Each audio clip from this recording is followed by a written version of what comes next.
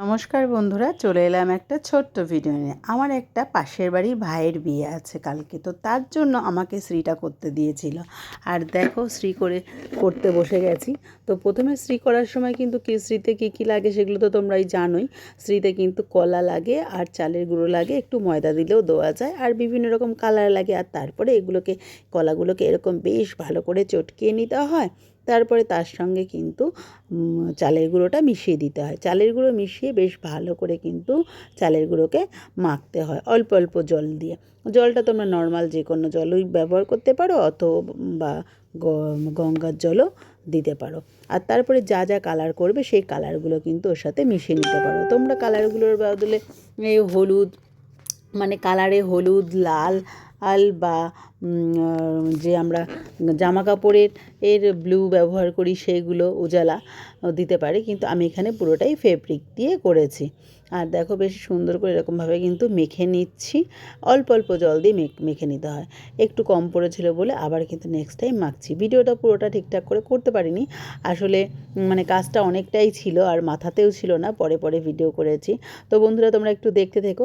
হ্যাঁ, আমার শ্রী বানানোটা কেমন হয়েছে, আর ভালো লাগলে অতি অবশ্যই একটু লাইক কমেন্ট করে নিও। আর কারোর যদি কিছু জানার থাকে, বোঝার থাকে, অতি অবশ্যই বলতে পারো, আমি কিন্তু বলে দেবো। আমি কিন্তু এরকম অনেক অনেক শ্রী বানাই। তো মোটামুটি আশপাশে সবার বিয়ে বাড়িতে যাদের বিয়ে হয় তো আমাকে এই শ্রীটা করতে দেয়। তো আমার শ্রীটা কেমন হয়েছে অতি অবশ্যই জানাবে। অনেক শ্রীর ফটো আমার কাছে ছিল, তোমাদের আস্তে আস্তে আমি দিতে থাকবো যে কীরকম আমি শ্রী করেছি পরপর কতগুলো। তো দেখো এখানে আমি হলুদ কালারটা দিয়ে মেখে নিলাম। আজকে একটা নতুনই করবো একদম, কুলোর মধ্যে দিয়ে, মানে কুলোর উপরে ঘট বসানো, তার ঘটের উপরে একটা স্বস্তিক চিহ্ন যেমন দেয় সেরকম দিয়ে, আর ঘটের উপরে ডাব আর হলো শাঁখা পলা দেওয়া হবে, তার মধ্যে সামনে প্রদীপ দেওয়া হবে। মানে একদমই নতুন স্টাইলের। এটা কিন্তু আজকে আমি প্রথমেই করলাম, অবশ্যই এটা ইউটিউবেই দেখে নিয়েছিলাম। যে দাদাটার বিয়ে তার বোনই বলল যে এইটা করতে, তো যাই হোক করে ফেললাম। দেখতে কিন্তু খুব সুন্দরই হলো। করলাম, মানে করাটা তো আমি জানি সহজ, সব কিছুই মোটামুটি খুব একটা কষ্ট না, ভালো করেই মানে যে করতে পারি বলেই তো জন্য ঝটঝট করে তাড়াতাড়ি করে করেই ফেলেছিলাম।